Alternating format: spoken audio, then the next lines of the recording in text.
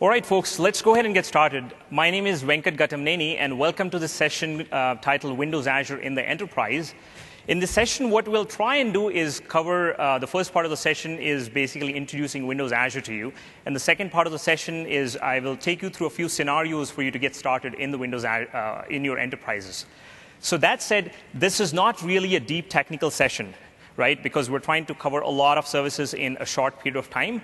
What I'll try and do is give a general introduction to Windows Azure with some hands-on approaches to starting out with Windows Azure. Before I begin, can I have a show of hands? How many of you have already used Windows Azure or are using Windows Azure? OK, that's a good number, about 50% of the room. Another tricky question. How many of you think the pronunciation of Azure is Azure and not Azure? A few of you. It's funny because if I had asked an American audience the same question, I would have seen the whole room go up like that. But anyway, there is no real, that's a top question I get, by the way, all the time. What's the right pronunciation? The real answer is there's no right pronunciation. Call it whatever you want. Just use it. So let's go ahead and get started, dive in. So before I begin talking about Windows Azure, let's try and do a level set on why are customers considering cloud, right? Turns out there are three big advantages of the public cloud, and all of you are obviously deeply familiar with some of these benefits because many of you guys are using Windows Azure, and some of you perhaps are using other cloud providers as well. The first fundamental benefit of using public cloud is just the speed, right? Within minutes, you can provision computing resources compared to weeks or months that typically a big enterprise requires in order to provision resources. And what that has done is that enterprises can basically crank up the speed of innovation that they can do now with the cloud. And that makes IT really agile in meeting business needs. So that's fundamental benefit of using public cloud. A second big benefit is obviously of scale. And scale, there are two aspects to it, right? One is basically only assigning those many computing resources to your application that it demands. And the second is providing it global scale when you want. So there are two aspects of scale that the cloud gives you advantages in. And because you are able to match the supply and demand of computing resources with your application, there can be cost benefits. I'm not saying there always will be, but there can be. The other advantage of using public cloud is that it allows you to shift your capital expenditure into operating expenditure.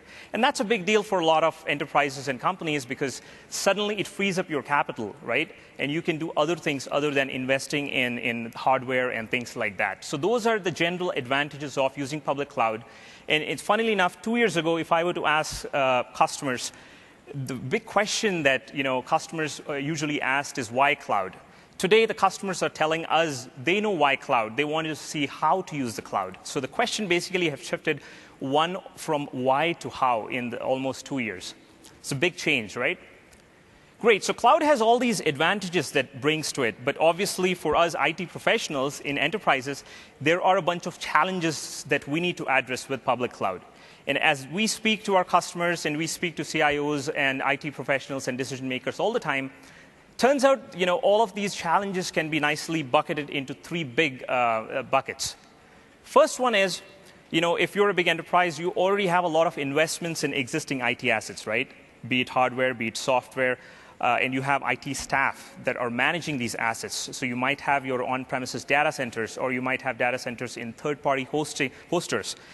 So the big question, obviously, is how do you take all of that existing stuff and integrate with the public cloud? So integration is a big top-of-mind issue for enterprises. Less so for smaller companies or startups, because many of them today are just building into the cloud directly without any on-premises IT assets. So this is a big issue.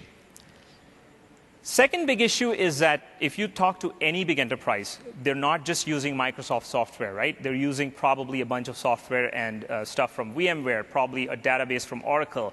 There's a bunch of open source that happens out there. So the big question obviously comes, how do I take all of this heterogeneity that I have on premises and yet use public cloud in conjunction with that? So so basically a public cloud platform that is able to address the problem of heterogeneity is a big top-of-mind issue. And a third thing, I have never come across a customer conversation where this question was not asked, right? Security and compliance is definitely a top of mind. Because suddenly what's happening is the applications that you're running on premises in your own data centers, where you had full control on, you're now having to trust that with a public cloud vendor, right, to run your applications. So obviously security, compliance issues, that's a top of mind issue. So typically, these are the three big issues that we keep coming up against when we talk to customers about Windows Azure, about generally any sort of public cloud. So Windows Azure is designed actually with some of these fundamentals in mind, right? How do we address these problems for enterprises? And over the next few minutes, what I'll do is I'll spend some time talking about how Windows Azure is built to address some of these challenges that enterprises are facing. The first one we talked about is integration, right? And when it comes to Microsoft or Windows Azure, we believe fundamentally in a world where public cloud is coexisting with your on-premises IT, right? Be it private cloud or just traditional hardware. And that differentiates us from some of our other competitors in the public cloud space out there. So basically, you guys might have heard this vision of Microsoft, right? We call it Cloud OS, where we see the public cloud that is provided by Microsoft coexist with your private cloud that is on premises, or if your private cloud were to exist on a third-party hoster, right? And the reason why we're able to provide a consistent set of experiences across all these three platforms is because we have plenty of assets across virtualization, data platform, DevOps, development, and identity. If you take any of those things, for example, identity, Active Directory, Windows Server Active Directory is used by about 90% of the companies out there today. If you look at virtualization, there's Hyper-V, or data platform, there's SQL Server, with development, Visual Studio, and management System Center, right? With all of these tools, what we're trying to do is make it easy for you to use the same set of tools, but use Windows Azure. And that's a future vision that we are driving towards in Windows Azure. Second thing I talked about is heterogeneity, right? And if you look at Windows Azure today, these are some of the different platforms and frameworks that we support. At the operating system layer, we not only provide support, obviously, for Windows Server, we also support a bunch of Linux distributions. So you can actually run Linux servers in Windows Azure. If you go up the stack, in databases, we obviously have first and best support for SQL Server. We also support Hadoop. Devices, we have support first-party SDKs for Android, iPhone, Windows, and so on. So if your developers are developing applications for any of these devices, there are SDKs for Windows Azure available. There is, if you were to think about content management frameworks out there like WordPress, Joomla, Drupal, and so on, we have support for all of that. And all of the support is out of the box, right? And languages. .NET, of course, is used by a lot of enterprises today, right, for line of business applications. But just besides .NET, there's a lot of Java out there. And more we're hearing customers use some of these modern languages like Node.js and so on. So Windows Azure provides first-party support for all of these different languages. Third thing is security. And this is obviously a top-of-mind issue. And the way we think about security is in three different facets, right? The first of which is transparency. Windows Azure, fundamentally, we believe in trust, creating trust through transparency. And when it comes to transparency, these are some of the areas where we're investing heavily in. First and foremost, we have a nice list of compliance initiatives put in place, like ISO 27001. We're also a member of Cloud Security Alliance and a bunch of industry standards. Yearly audits. We have independent third parties doing yearly audits of our platforms. When it comes to SLAs, we provide monthly SLAs as opposed to yearly SLAs that you might get elsewhere. And all of those SLAs are financially backed. So if our service were down for a little while, we actually give you cash back. Besides that, all of this information is available in a place called Trust Center Online, because we want to make sure that you have all of the information that you will need before you make those decisions on using Windows Azure or not for compliance reasons. And lastly, we have this thing called the service board, which tells you what is the current status of the services, the different Windows Azure services. So we're definitely big on creating this trust through transparency. The second thing is relationship. Many of you are Microsoft customers. You've been using Microsoft software for a lot of time. And with Windows Azure, we have made it easier for you to procure Windows Azure through things like Enterprise Agreement, for you to leverage things like Premier support. If you already have, you can get Premier support on Windows Azure. And MCS and CSS and other partners that we have are able to provide you support for Windows Azure. And these are the folks that you might already be using for your other Microsoft solutions. The last thing is on experience. And a lot of folks ask us, isn't Windows Azure new? It's just a few years old, right? But the truth of the matter is we've been doing a data center since 1989, right? And over the years, we have many services that run at global scale, and some of the big ones obviously are things like Hotmail, Windows Live, Bing, and so on. So Windows Azure is not really our first foray into cloud computing. And if you look at some of the other services that we have running at a global scale, these are big numbers we're talking, right? 9.9 billion messages a day via MSN Live Messenger, 200 billion plus authentication to date on the Windows Azure Active Directory that supports Office 365. And the team that manages all of these data centers is the same team that is managing Windows Azure as well, right? It's called Global Foundation Services. So all of that experience is going into building Windows Azure platform to make sure that it's running reliably and securely for you. So with that, essentially my point here was to drive home that Windows Azure, we are by design trying to address the fundamental needs that enterprises are facing, which is of integration, heterogeneity, and security.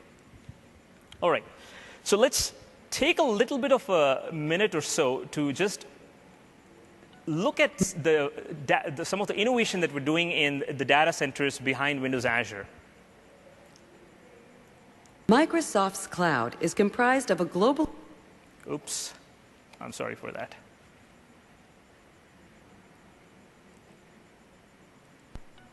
Microsoft's cloud is comprised of a globally distributed data center infrastructure supporting over 200 online services, including Windows Azure, Office 365, Bing, MSN, Windows Live, Hotmail, and Xbox Live. More than 1 billion customers and 20 million businesses in over 70 countries use these services each year. Today, we're going to take you on a brief tour of a Microsoft data center and share how we ensure trustworthy and reliable cloud services while continuously improving performance, scalability, and efficiency. Microsoft operates a global array of data centers and edge compute nodes, all connected through a high-speed network. Our major data centers house tens of thousands of high-performance processing and storage servers in high-density racks. Chillers and air handling equipment ensure precise control over environmental conditions. Uninterruptible power supplies, or UPS systems, and vast banks of batteries help ensure power remains continuous in the event of a short-term disruption. Emergency generators provide backup power for extended outages and for planned maintenance, and can operate the data center with on-site fuel reserves in the event of a natural disaster. A high-speed, robust fiber optic network connects servers within the data center and connects each data center with other major hubs and internet users. Edge compute nodes host workloads closer to the end users to reduce latency and increase overall service resiliency. Microsoft ensures high availability through multiple layers of redundancy, advanced monitoring and incident response, and geo-redundant backup and graceful failover capability, all managed through our geographically distributed Microsoft Operations Centers operating 24/7, 365 days a year. We also deploy one of the largest implementations of Microsoft System Center in the world, and we use our own. So hopefully that gave you a glimpse of how the Microsoft data centers are run, and these are the same data centers where Windows Azure runs as well. So with that, let's start talking about what comprises the Windows Azure platform. First thing is the data centers, like we just talked about, right? Windows Azure today runs in 8 different regions, and we recently announced 2 regions being available in China. We also announced our plans to unveil 2 regions in Japan and 2 regions in Australia as well. right? And of the 8 regions that are running today, there are 4 in US, 2 in Europe, and 2 in Asia. And the ones in Europe are located in Ireland and in Netherlands. So beyond these, well, these are some of the pictures of the data centers, and I'm told each of these data centers are about 7 to 10 times the size of an average football field. So they're pretty big facilities. And the first picture that you see there is what a container, we call it an IT pack or a pre-assembled container unit. They look like shipment containers that are dropped in these data centers. And if there was a problem or whatever with any of these, the entire container is shipped out and a new container is replaced. So that's that basically gives efficiency and scale in managing these data centers. So beyond the data centers, like we talked about earlier, we do provide global support all across the world. There are local account teams for you to obviously reach out to if there were issues or in terms of procurement and all the way to support. And there are local currencies that we support. There are 19 local currencies that we support today if you were to transact for Windows Azure. So this just gives you a glimpse of the global presence for Windows Azure. And if global scale is one of the reasons that you want to consider the cloud for, Windows Azure becomes a really good bet for you. All right. So we talked about the data centers. What is the stack? What does the Windows Azure stack look like?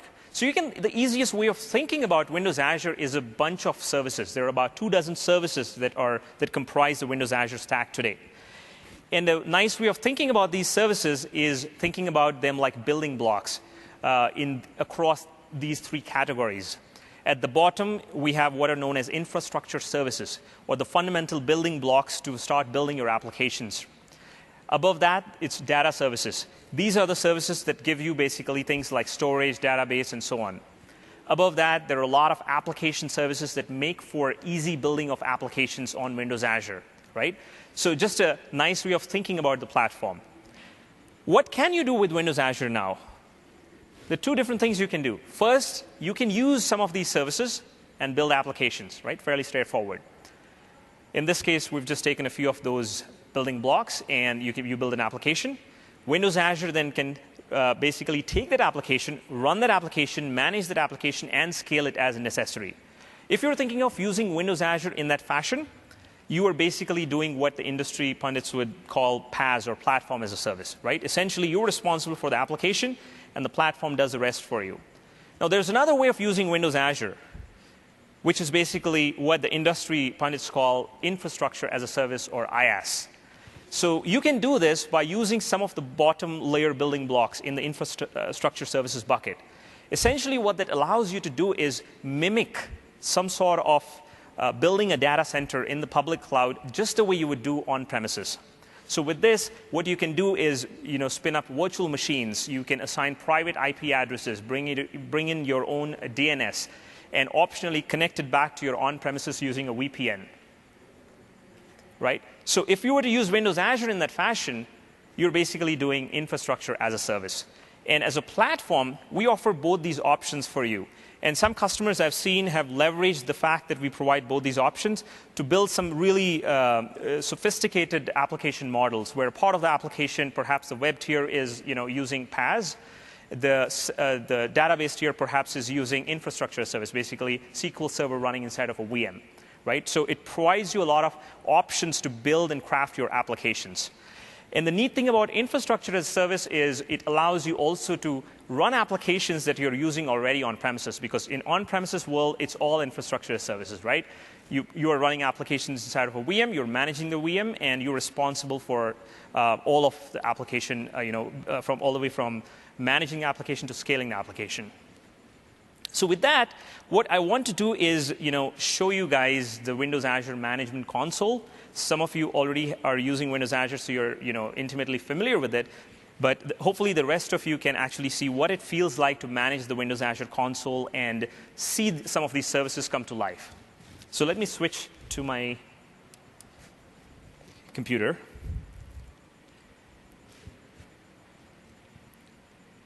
All right, so here, I am in the Windows Azure portal. The URL is manage.windowsazure.com. And what I will first try and do is log in. And there are two ways you can log into your Windows Azure management portal. One is using your Live ID, if it's set up that way. And the second way is using Windows Azure Active Directory, which is basically the same identity provider as is used by Office 365. If you were to do the latter, what you can do is enable two-factor authentication on your account. So what we'll try and do is use the latter and log into the Windows Azure Management Portal via the two-factor authentication, which we call active authentication. So I'm going to go ahead and sign in.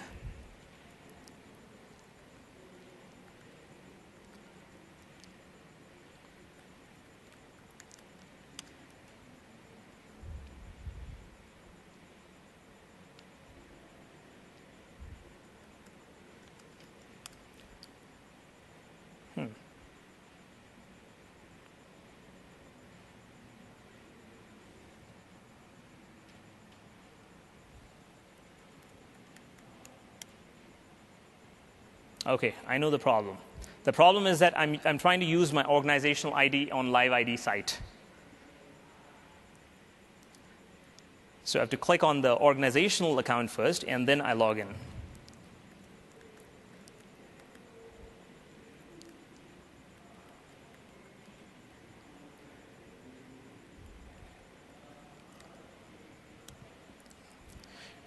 Now, essentially, what the portal is trying to do is it will try and place a call to me to verify that I not only have the password, which is required, obviously, to log in. The second factor is that I have the actual device, which is basically the phone with which I'm registering.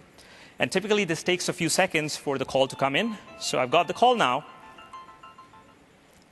I'm going to answer it, put it on speaker so you guys can hear. OK, there's a lot of noise out here because of the tech equipment. But essentially, what I need to do is press the pound key when the call comes in. And once I press the pound key, it will log me into the system.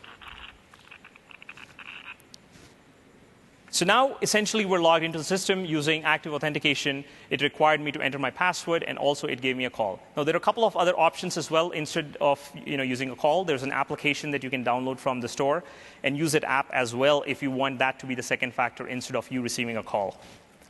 All right, so this is what the Windows Azure Management Portal looks like. On the left-hand side, what you see is all the different services that are running, computing resources and services that are running in your Windows Azure subscription. And bottom here is what you see is what I call a launcher. Essentially, that is the place where you want to go if you want to launch anything new, a new service or a new computing resource, right? And the portal is an HTML5 portal, so it will work from any device that supports HTML5, any browser that supports HTML5. So with that, let's go back and now take a look at some of the scenarios to use Windows Azure in your enterprise. So far, what we did is talk about some of the benefits of using Windows Azure, some of the design principles, and what the stack looks like in terms of the different services. Now we'll switch gears slightly and talk about some of the scenarios where you can start using Windows Azure in your enterprises. And we're going to cover basically 4 scenarios. The first of which is using Windows Azure for storage, backup, and recovery. Second one is using Windows Azure for test and development. Third one is fairly sophisticated. That's essentially a scenario of extending your existing data center to Windows Azure and use Windows Azure as a virtual data center. And the last scenario is we call it reach where your data center won't. Essentially, it's a scenario where you use Windows Azure natively without much of on-premises assets, because there are some things that Windows Azure does really well, and you wouldn't want to use your on-premises existing data center or computing capacity to serve those applications. So let's start talking about the first scenario, which is basically storage, backup, and recovery. When you're thinking about storage, backup, and recovery, why would you want to use the cloud in general for storage, backup, and recovery? Turns out, if you ask organizations what's happening with their data needs every year, this is what they tell us, that their data is increasing exponentially. In fact, that's an IDC figure, 50 to 60% growth year over year in a typical enterprise in the amount of data that they capture and keep, right? But if you peel the onion back and ask how much of this data is actually frequently accessed, this is what the line starts looking like. Basically, most of the data is not really frequently accessed, but you still need to keep that for archiving purposes, right? So an idea is, why not use the frequently accessed data, which is also called working set data, on your premises, and the rest in the cloud? Obviously, there's an economic reason for that, and that is that on-premises cost of storing data in your own data center is much more expensive. And Forrester had this stat 2 years ago where they compared the costs of using public cloud for storage and on-premises SAN storage. And turns out one is 4 times as expensive as the other. On-premises, it is expensive to use for storage compared to the public cloud. Why? Because there's a lot of overhead costs, there are management costs, not just the actual cost of the storage itself, right? But does that mean that all the data that you don't need on premises, you can put it up in the cloud? Obviously not, because you might have performance reasons, you might have compliance reasons, because of which you cannot keep some data in the cloud. But this is a nice way of starting to think about what kinds of data you can keep in public cloud versus keep it on premises. So with that, let's talk a little bit about the Windows Azure storage system. When I think about the Windows Azure storage system, I just think of the cloud and a big, beautiful hard drive in there, right? Just a giant hard drive. The neat thing about this giant hard drive is that it holds about 7 trillion objects today across the globe. Last year, it held about 4 trillion objects. So we're seeing a tremendous amount of growth when it comes to enterprises in using the Windows Azure storage. And recently, Nasuni, an independent third party, they ranked Azure storage system as the topmost storage out there when it comes to all the public cloud vendors. And this was based on a bunch of metrics like performance, availability, and so on, that they performed tests over a period of a month before giving us the ranking. Now let's talk about some of the features of the storage system that we have in place in Windows Azure. Obviously, it's highly durable and scalable. And we make multiple copies of every single piece of data that you would store in Windows Azure.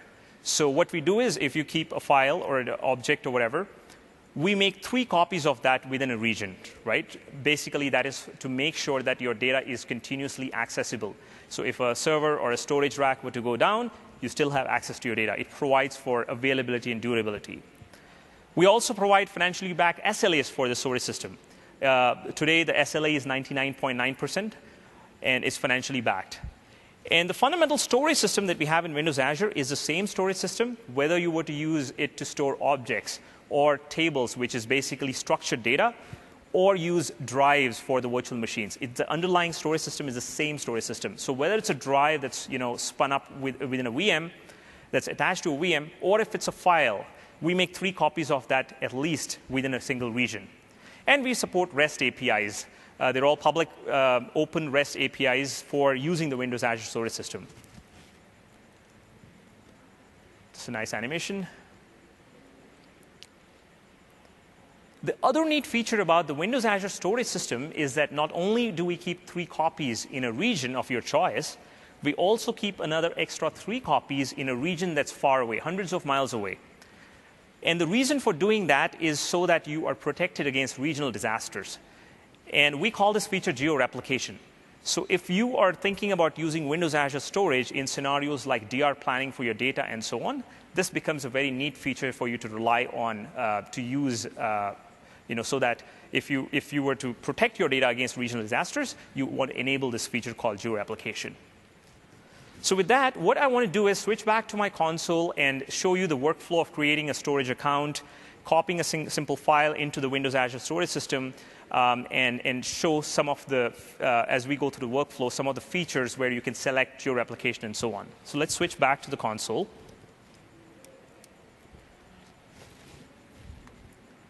So before you actually start using the Windows Azure storage system, the first thing you want to do is create a storage account. And you do that by basically going to New here, under Data Services, Storage, Quick Create. It will obviously require a URL. This is a public endpoint with which you will access the storage account from here on. So I'm going to choose something that is unique, because that's a requirement. OK, that is taken by me, I think. So I'm going to go ahead and create. Here, it allows you to select the region where you want to have the storage account. So if you're in Europe, and you don't want your data to leave Europe, you will want to choose one of the European data centers or regions, right? So North or West Europe. So I'm going to go ahead and select North Europe here. And this is the feature which I explained earlier called geo-replication. If you leave this feature on, what happens is every single piece of data that you put in North Europe is asynchronously copied into the other region in Europe as well, West Europe. That happens in the background. So there is, of course, a lag in terms of integrity of your data between the two different regions. But at least you do have a secondary offsite backup for the primary region that you select. Of course, you can always uncheck this option if you don't want this feature. And there is a discount that we provide in terms of the pricing. So I'll leave this option on here. So, and this basically starts creating a storage account. It takes a few seconds to create the storage account. And meanwhile, what we'll do is we'll go into one of the existing accounts that I created and look at some of the stuff that you can do. So here I have a storage account I've created already. This is a view. It gives you a nice dashboard. You can enable monitoring if you want to on the account. And a quick glance here shows you that there is geo-replication enabled. When was the last geo-replication failover that happened? Basically, that's to say when did the last disaster happen, if it happened at all, and where the secondary region is. The next thing I want to show point your attention is to this thing called manage access keys. So for every storage account that you create, we provide 2 access keys. And these are the keys with which you will access that storage account to put data or to read back data. And the reason why we provide 2 storage access keys is so that in case one you were regenerating for whatever reason, you still have access to the storage account. Okay, it's taking a little time to show you the keys, but essentially once it finishes loading, there you go. It's basically showing a primary key and a secondary key with which you can access the storage account. The second thing we want to take a look at is this thing called the containers here. And what containers are, they're basically abstract concepts, and I think of them as just like folders inside of a drive. Before you start putting files into the storage account, you have to create a container. So let's go ahead and create a container here, and we'll call it financial data, because later on I want to copy some financial Excel sheet into this container. The access, again, you have options. Do you want it to be a public container so that everybody can access it, or you want it to be private? So only folks who have the access key can access this container. So I'm going to leave it to private and go ahead and create that container.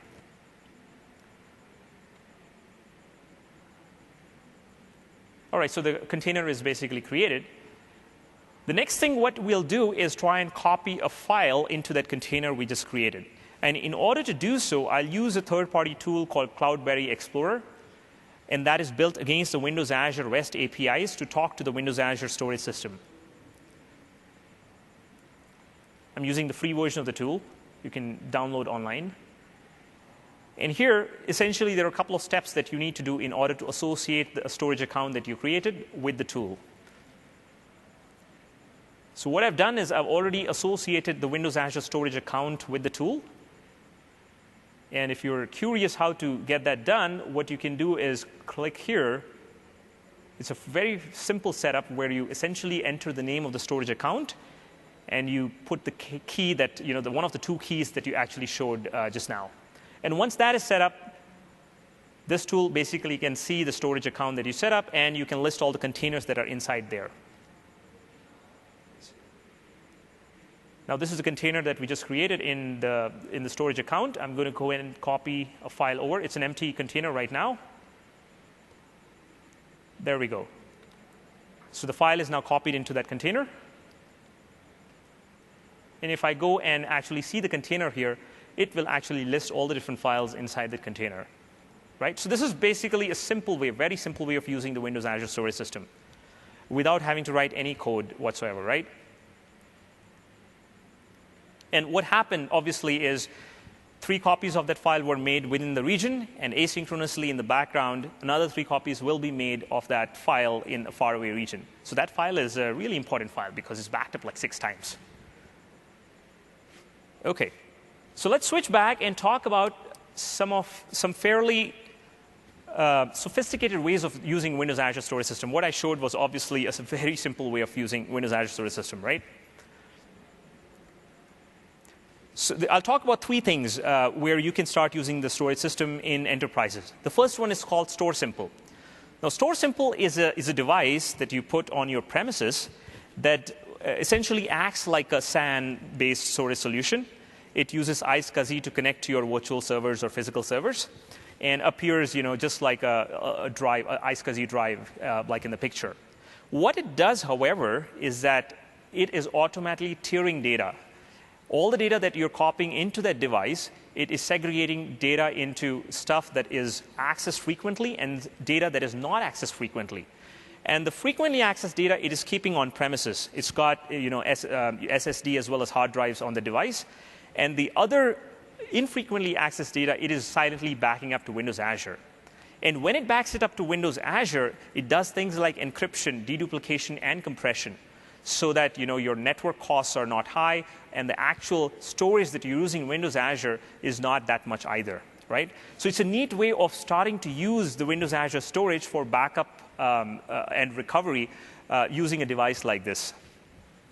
Obviously, we've seen customers save a lot of, derive a lot of economic benefit of using storage simple.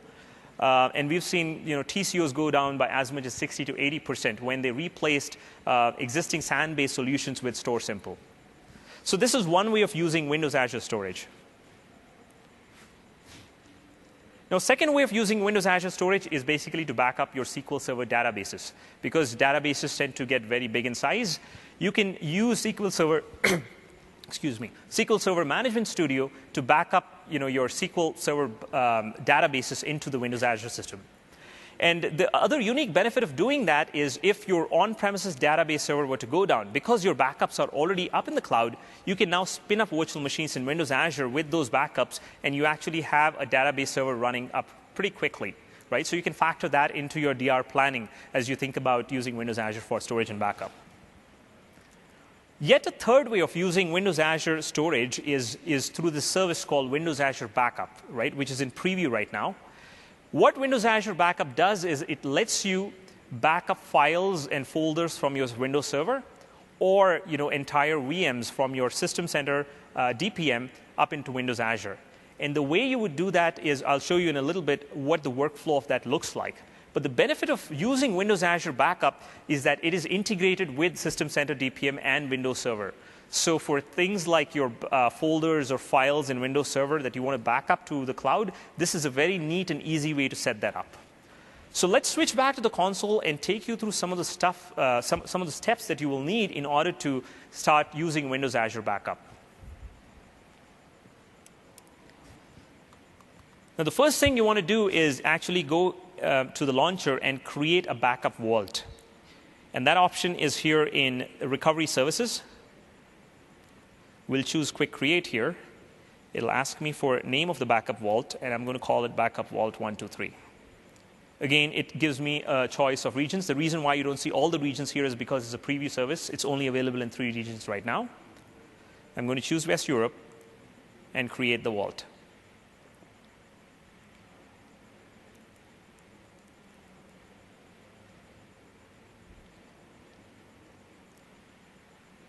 It is creating the backup vault. Meanwhile, well, it's completed. After the backup vault is created, there are a few steps that you need to do in order to use Windows Azure Backup. The first is you have to upload your public certificate because the entire management is certificate-based, right? So you have to upload a management cert. The second thing you want to do is download an agent because an agent is required to configure your server.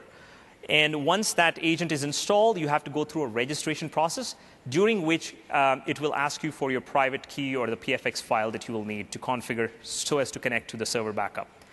And the last thing is basically to do your backups. So here, what I've done is I've set up a backup already that is connected to a server, which I'm using Windows Azure Backup with. So let's go and take a look at that server, what that looks like. I'm going to RDP into that server.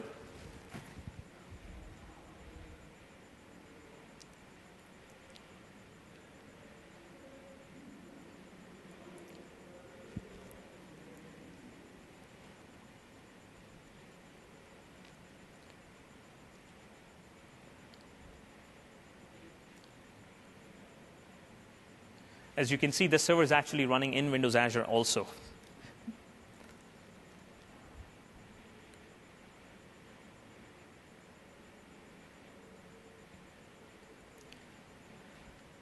So once you install the agent, this is the agent. It's an icon here. And once you double-click, you basically get this view. First thing you want to do is register the server by clicking on the right-hand side. As you go through the registration process, it asks you a few steps. Make sure that you have the necessary private key in order to connect to the backup vault that we just created.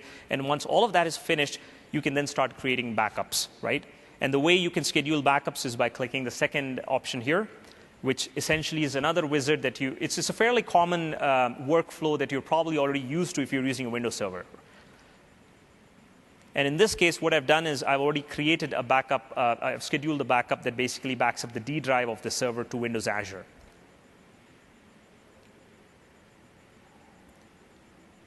And if you go back to the console and click on the servers, it gives you a bunch of information on what are the servers that are backing up to this backup vault. In this case, this is the Win server, which is the name of the server that you guys just saw. The items that are being protected by the service, which is essentially the D drive that I configured earlier on, and so on and so forth. So essentially, it's a very straightforward way of using Windows Azure storage for just backups. And in case, of course, recovery is needed, that's also possible through the service. So switching back, essentially what we did is we took a look at a few ways in which you can start using the Windows Azure storage. All of them are fairly straightforward ways. There is no real code to be written, and they're almost drop-in ways of using the storage system in Windows Azure. Now let's take a look at the second scenario, which is fairly common among enterprises, which is using Windows Azure for test and development purposes. If you were to look at on-premises environments today, there are a bunch of issues, when it comes to using your data centers for test and dev. We hear these all the time from customers. There's limited hardware budget, or there's limited software licenses to give to developers for dev and test, or there is resource contention, because in typical enterprises, the LOB applications are the tier 1 applications, and the test and dev work usually is tier 2. So prioritization is just not given to the test and dev work sometimes. And all of these basically result in compromising agility of your developers when it comes to test and dev. And the last reason sometimes you want to think about the public cloud and Windows Azure for dev and test is because you simply cannot do realistic scale tests on premise. For example, if there is an application that requires 1,000 VMs during peak times, but actually only requires 100 VMs during base times, there is no way you can actually just have another 900 VMs sitting by for testing that application. Things like those become a very good use case for using Windows Azure, because in Windows Azure, you can spin up VMs as you want and spin them down when you're finished with them, right? And you're only paying for the time that you actually used. So obviously, when you use Windows Azure, all of those issues with using on-premises environments for test and dev go away. Additionally, there are a bunch of things that we announced this month that make for even better test and dev use case in Windows Azure. The first of which is we announced what's known as per-minute billing. So essentially what that means is if you were running a Windows Azure VM for, let's say, 13 minutes, you're only charged for 13 minutes versus rounding it off to 1 hour, right? Which used to be the case. And the other thing is we've also extended the MSDN benefits. So if you have MSDN subscriptions, you actually get all the way up to about $150 in MSDN benefits to start using Windows Azure for test and dev type scenarios. And the rest of the things we already talked about, all of these basically provide developer agility. So another neat thing about using Windows Azure for test and dev is that the underlying VM image that we use in Windows Azure is actually based on Hyper-V. So it is the same VHD format that you run on premises. So a lot of customers, when they ask questions like, great, I can use test and dev in Windows Azure, but I want to run my application on premises, how do I do that? Well, you do it this way, because the underlying VHD is the same format. So Windows Azure basically runs Hyper-V VHDs if they're 64-bit VHDs, and once you finish test and dev in Windows Azure, you can bring them back on premises as well. So let's switch back to the console, and I'll show you the workflow of spinning up a VM, what that looks like. And as we go along, I'll explain some of the features of virtual machines as well. So in order to spin up a VM, it's a fairly straightforward process. Go to New, hit Compute, a virtual machine, and we'll choose a gallery. There's a quick create option. If you know exactly what you're doing, you can choose that option. I'll choose a gallery. It gives you more options. And we have a gallery of images that you can choose your VM from. to start running. So there's SQL Server, there's SharePoint 2012, Windows Server 2008. There are a bunch of Linux distributions out there as well. So what I will do is I will just choose the stock Windows Server 2012 Data Center Edition here and click on Next. It's going to ask me a name for the machine. And then it's going to give me the option of the size of the machine. So this is basically the number of cores that are assigned to that virtual machine. So we go all the way from extra small, which is 768 megabytes, all the way to 8 cores and 56 GB of memory. So depending on your application type, you can choose any of these options. So I'm going to go ahead and choose small, fill in the username with which I will be logging in.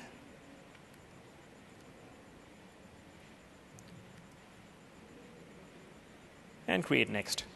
Now this option is basically, asking me, do I want this VM to connect to another VM? So if you have a bunch of VMs and you want to connect all of them, and we'll look at that in a little bit. But here I'll just choose the standalone VM option. The DNS name is basically publicly facing canonical name with which you will access the virtual machine. It has to be unique.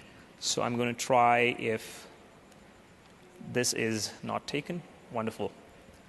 And I can associate a storage account with this VM. I'm going to leave the default. I'm going to select in region. Again, I want it to be running out of the West Europe data center. Click Next. Availability set is a concept. Essentially, if you want a bunch of VMs and you are running an application such that all of these VMs are residing on different fault domains, you have to choose that option called availability set.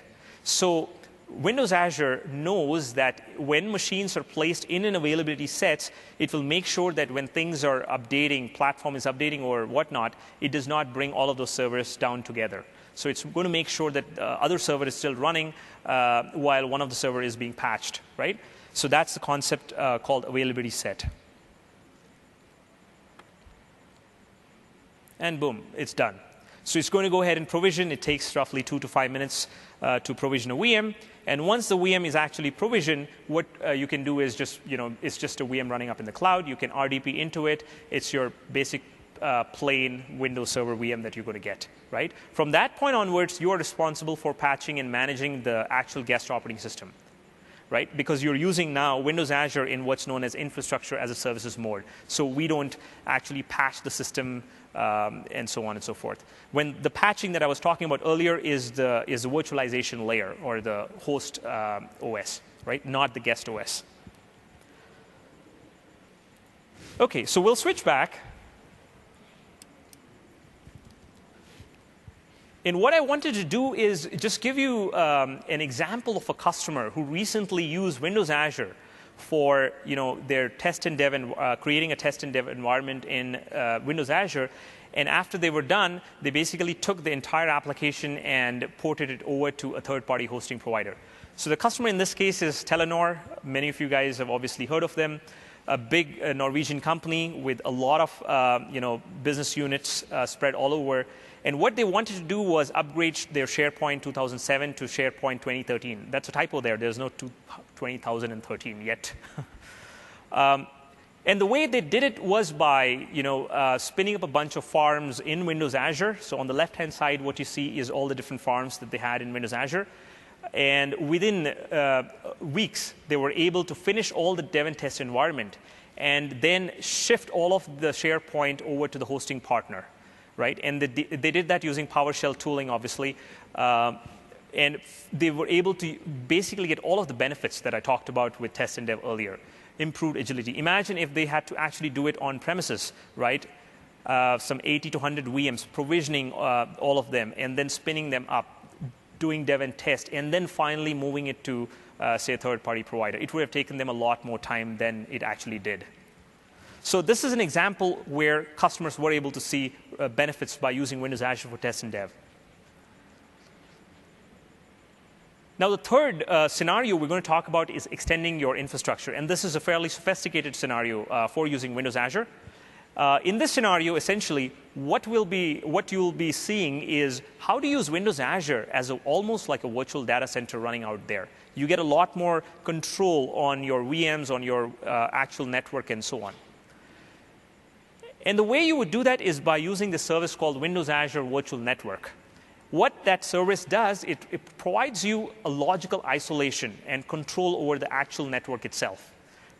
And within the network that you then create, you get control of bringing your own DNS. You get control of bringing your own IP addresses, your private IP addresses, right?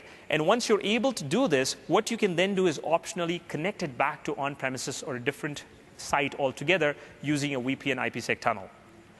Obviously, once you have this whole setup done, you can do a lot of things, right? You can do things like domain join. If you have an Active Directory running in your own data center and you have a bunch of VMs running in Windows Azure, not only do they get private IP addresses, you can also domain join them.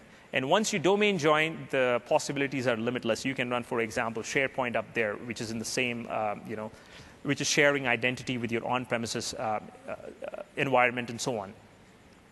In a little bit, we'll go through the workflow of creating something like a virtual network in Windows Azure. The next thing that we announced recently, and this is a very new feature, is called point-to-site VPN. Earlier, what I showed is called site-to-site VPN. So in a site-to-site VPN configuration, you can build an IPsec tunnel between an entire site on premises with a virtual network that you have in Windows Azure. With point-to-site, you're basically connecting individual devices or servers up to the virtual network in Windows Azure by using the VPN client that's already baked into the Windows operating system, the client operating system. And this is a rather unique scenario because, in the site-to-site option, you actually require to set up a VPN gateway on premises. Or if you already have a VPN gateway like a Cisco device or a Juniper device, you can always configure it to connect to virtual network in Windows Azure. But what if you just wanted one server to connect up to Windows Azure in a secure fashion? That's when you would use point-to-site. And the neat thing about point-to-site is that it can traverse firewalls and proxies. So you don't have to adjust your corporate firewall to make an exception for that server just because you want to connect that server to Windows Azure in a secure fashion. So again, this is a neat test and dev. It enables test and dev scenarios. Or if you have a developer who is sitting in an airport cafe and wants to connect up to Windows Azure in a secure fashion, and you don't want them to use RDP because RDP is an open public port, you can use this feature again for those sort of scenarios. So this is an example that we'll go through of setting up a virtual network in Windows Azure. What you see on the right-hand side is the Windows Azure Virtual Network environment, and what you see on the left-hand side is perhaps your Office environment. On the left-hand side, it's a 10.1 network. In Windows Azure, it's a 10.10 network. Both are, private IP address ranges. So the first step that we'll go through is create the right-hand side virtual network in Windows Azure with those settings. And what then is required is obviously to spin up a gateway so that you can make a connection back to on-premises Office network, or to even connect individual machines using point-to-site connectivity that we just talked about. So what we'll do is obviously we'll create the demo VNet, and then we'll try and connect a machine that's running here over to the virtual network in Windows Azure, and I'll explain some of the steps that you need to take care of as we go through that workflow. What we will not do is what you see on the left-hand side, which is basically setting up the VPN gateway on premises, configuring that to connect to the virtual network. Right? But I'll also explain some of the steps you can do that easily as you go through the workflow. So switching back to the console here again, the way you would create a virtual network in Windows Azure is, again, going and hitting New,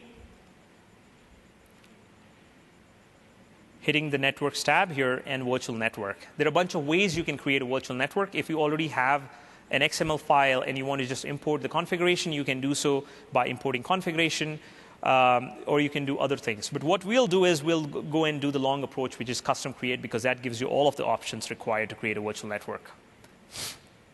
First thing it's going to ask me is the name of the virtual network. I'm going to go give it demo VNet 123. It's going to ask me what's known as an affinity group. Essentially, an affinity group is a construct. If you were to place machines inside of an affinity group, then Windows Azure basically places them very close together, perhaps even on the same rack, so as to minimize network latencies between those machines. Affinity basically means attraction, and that's the way I remember it, right? It's making sure that VMs are co-located, if possible, even within the same rack. Every virtual network is by default associated with an affinity group. It's a requirement, mandatory requirement. So in this case, we'll just go ahead and create a new affinity group.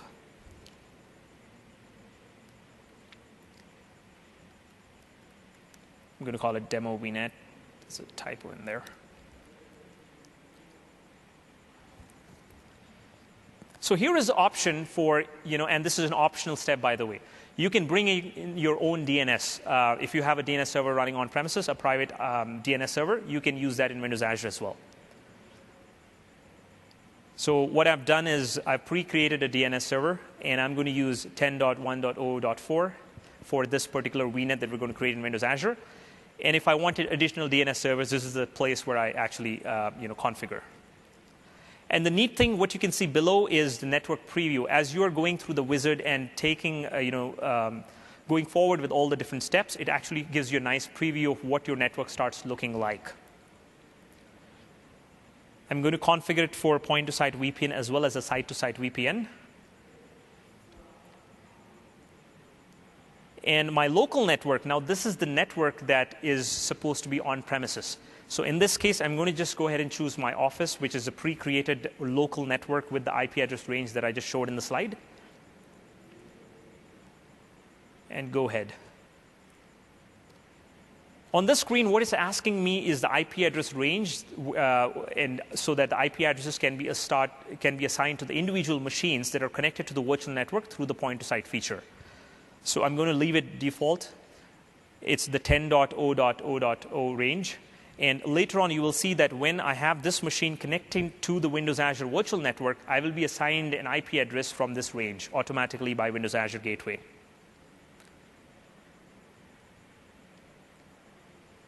And now this is the address range for the virtual network that we're going to create in Windows Azure. Earlier, if you remember, it was a 10.10 network I wanted to create in Windows Azure. So I have to configure that here.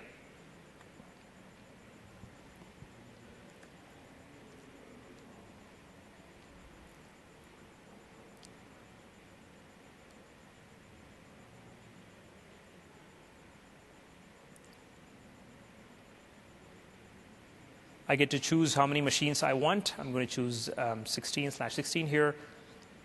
And then optionally, I can create a bunch of subnets underneath. So if I want, for example, 2 subnets in there, I'm going to call it front-end subnet and back-end subnet.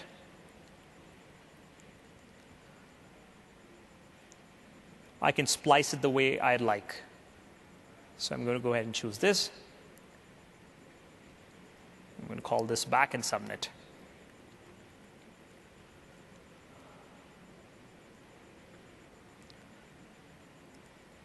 So I've created 2 subnets in my virtual network. Now what I need to do is an additional step, and I need to add a gateway subnet. So that's a separate subnet that needs to be created for the gateway servers to be running. Because if you remember earlier, I mentioned that we need to, if you want to connect it to that virtual network, a VPN gateway has to be set up in Windows Azure. So because we spin up 2 gateways, you need to have a subnet for the gateway subnet. So once that step is done, I'm going to go ahead and select OK. Now it's in the process of provisioning that virtual network that we just created. So while that is getting created, I want to take you to an existing virtual network I just created beforehand and show you some of the, on the dashboard and certificates and things like that. So in this case, what you can see is the demo VNet is set up, but I don't have my office network yet connected to this virtual network. Once I finish that configuration step, which is essentially configure the Cisco or the Juniper device that is sitting in my office, this connection will show as it's established, which we're not going to do now. What we will try and do is connect a client machine, which is my machine here, to this particular virtual network. And in order to do that, there are a few steps I need to take. The first step is basically to upload a management certificate. It's a self-signed root certificate that needs to be uploaded. And the way you would do that is going to the Certificates tab and uploading your self-signed root certificate. In this case, I'm not going to upload right now, but I have already uploaded one before, and the certificate basically sits here. Now, the second step I need to do is the private key file, which is the PFX file, needs to be installed on this client machine before this can connect to the virtual network. And obviously, that PFX is signed by the root cert that I just uploaded into the virtual network.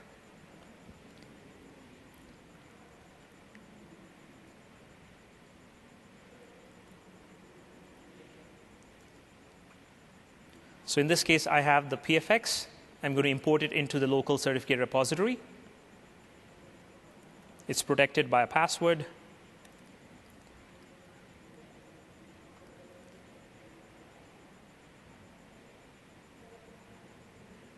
OK, so that step is done. Once that is done, the next step I need to do is download a device configuration script from this portal.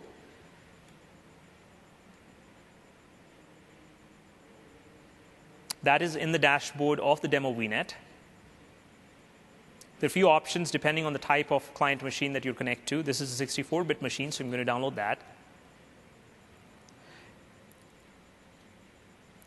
So essentially what that does is it configures my local machine to be able to connect the demo VNet that we just created.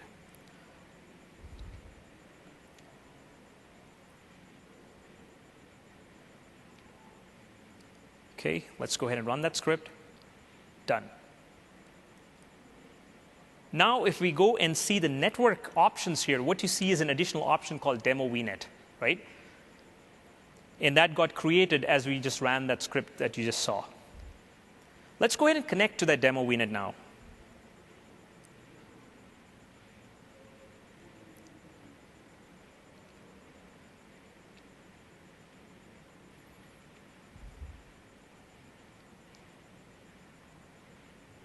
It's connected. If you were to now look at the network status and we want to look at the IP address, as you can see, it's gotten a 10.0.0.5 IP address, right? Which is in the range that we earlier mentioned. We wanted the client machines to be in the 10.0.0.0 address range. From here on, basically, this machine here that I have is on the same IP address range as the virtual network. Now, what I've done is I've spun up a virtual machine. If you remember the workflow for creating a virtual machine, there is a step where it asks you, do you want it to be placed into a virtual network? That's how you would spin up VMs inside of a virtual network that you create. So what I've done is I've gone ahead and spun up a virtual machine in the demo VNet. It's called corp file server. It's gotten this particular IP address, 10.10.0.4. And what we'll try and do now is connect to this VM from my virtual machine, from my demo PC here. So I'm going to copy that IP address.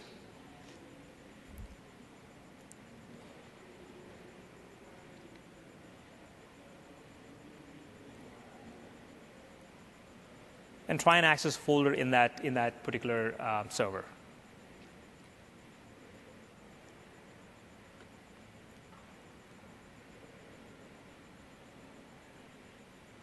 OK, somehow looks like the connection got dropped. So I'm going to try that again.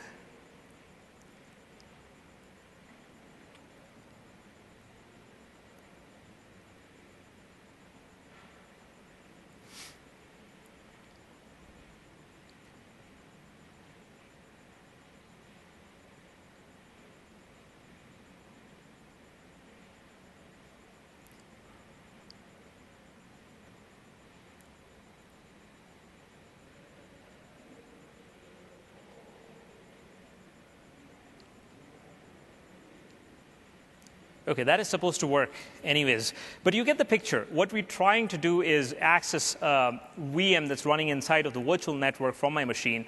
And once you're able to basically connect this machine using the point-to-site feature, you can just treat it like your office network, right? And you can use it for your file servers or anything that you wish. And there's a secure connectivity in place between this machine and that. And we use SSTP to do that. All right.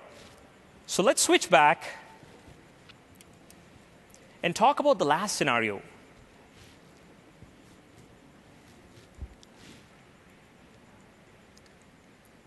Which is basically ways in which you can use Windows Azure for unique things that your on-premises data center might not suffice those needs. First one is just using it for websites.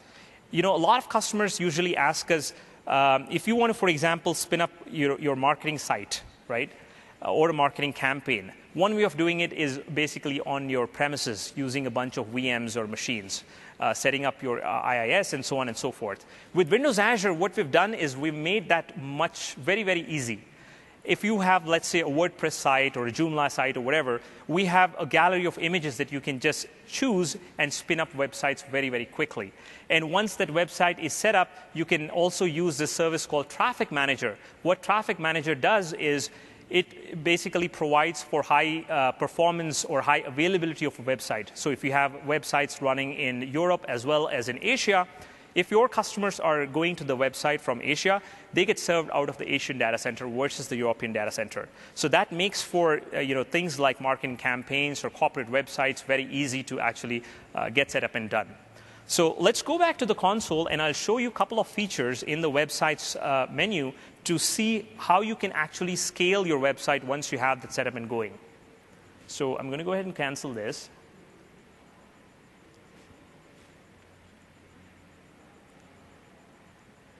And the way you would basically spin up a simple website, right, is by going to Compute again and click on Website. You can choose a variety of things from the gallery. Today, the gallery is really rich with lots of frameworks, pre-built frameworks for you to choose from. So, for example, if you have a .NET CMS-based website, you can choose that as an option. If you want a blog using WordPress, you can choose that as an option, or Drupal, and so on and so forth. So what I'll do is I'll just choose WordPress, and we'll just create a simple blog using the WordPress. So I go ahead and choose this, click Next. It's going to ask me for, again, the URL. TechEd Europe 123 seems to exist. The region from which it will be served, I'm going to choose North Europe here. The database it will use, in this case, it's a SQL database that's pre-set up. It's a MySQL database, which we're partnering with ClearDB. And click OK. And the website basically gets set up. So it's as simple as that. A few clicks, and you're actually up and running with a blog site. That's what Websites as a Service actually does. Now, that's obviously easy if you want to just simply have a simple website. What if you were experiencing a lot of traffic to your website, though? You need to scale that website, and you want to probably have dedicated instances running that website. And that's what we'll take a look on how to do. So if you look into websites here, I have an existing website that's running. It's also a WordPress blog site. There are a few options here if you go under Scale. Currently, it's using the free tier, right? We don't charge you if you use the free tier. But if you see the traffic to that website go up, you can choose what's known as shared or reserved. Both free and shared tiers are actually using multi-tenant servers. So you're sharing the server with somebody else. But if you want your own reserved instances, you can do that by choosing the reserved option here. And once you choose the reserved option, you also get the choice of increasing the instances that are running that website. So if you're building the next Facebook or Twitter or whatever, obviously you want the instance count to be way high rather than just one instance. And you do that by simply dragging that bar here. So fairly a simple way of creating simple things like websites and then scaling it, right? So that was the first scenario in here, basically using Windows Azure for building websites. Now, a second scenario of using Windows Azure is to use it for mobile applications, which we've seen is a fairly common scenario these days with mobile devices being used in enterprises. Enterprises are asking what is the best place where I can put the backend for those mobile applications, right? Because every mobile app that is running on a device requires maybe a database, maybe requires computing power and so on, right, up in the cloud. So what we've done is we're providing a turnkey service called Windows Azure Mobile Services that provides structured data, that provides database, that provides compute power on which an application that's running on a device can actually rely on to speed up application development. So with Windows Azure mobile devices, if you're an enterprise, obviously you can use it to build mobile applications for your existing enterprise applications. You can also use it for customer-facing applications that run on devices. And we have SDKs today for Android, we have for Windows Phone, as well as iOS. First-party SDKs with which you can develop those applications and have the backend and the compute power reside in Windows Azure. So that's a fairly common scenario we're seeing customers use Windows Azure for as well. A third scenario, and this is fairly sophisticated, is if you are an enterprise and you have a bunch of systems, right, IT systems already, that you want to integrate perhaps with your partners. Windows Azure becomes a rather unique place for you to meet those systems, right? Marry those systems. So for example, if you have a supplier and you want to connect their system with your own system, but you don't want to poke your endpoints into your firewall to make that happen, you can use the Windows Azure messaging bus is a service that we have in place for you to connect those systems up, right? And recently what we announced is BizTalk Services. So if you're familiar with BizTalk Server, BizTalk Services essentially is providing some of those features that BizTalk Server does, but in a PaaS form. So you can use those services to connect systems as well. And today we have the EAI type capabilities, EDI capabilities as well with BizTalk Services. And so for things like Oracle systems or SAP systems, Windows Azure becomes a good backbone to connect different disparate IT systems across partners. So that was basically a third scenario where you can start thinking about using Windows Azure, where you would traditionally not use your on-premises data center or a third-party hoster. So with that, basically what I've done is, hopefully is, gone over Windows Azure, an introduction to Windows Azure, and some of the scenarios where you can use Windows Azure in your enterprise. And as we went through the different workflows, hopefully you have now a little more knowledge on the different things that you need to go through, different steps that you need to take to start using Windows Azure. So at this point, we have like 5 minutes. I'm happy to take questions.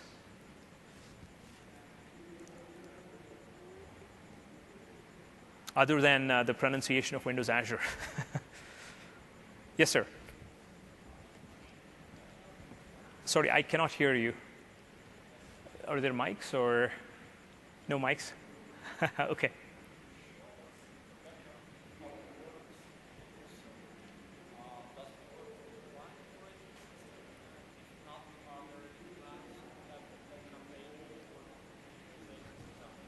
So if I heard correctly, the question is, does Windows Azure run on a client? No. Just the backup service. Okay. Does it run on Windows 8, for example, or if not, are there any plans on that direction? Sure, that's a great question. I get that often. So currently, no, it's in preview.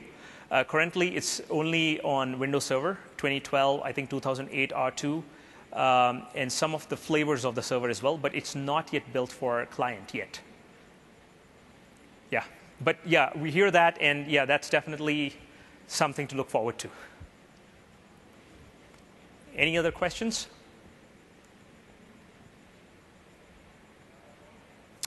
Yes, go ahead.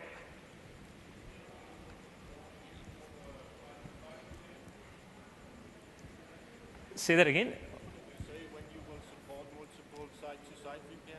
When we will support multiple site-to-site VPN. So today what you can do is you can have, if you have multiple sites, you can connect up to the same virtual network, obviously. I think what you're asking is connecting two different virtual networks. Yes. That's a top ask, and that's in the plan, but unfortunately, I don't have a specific timeline I can share right now when that will be supported, though. Any other questions?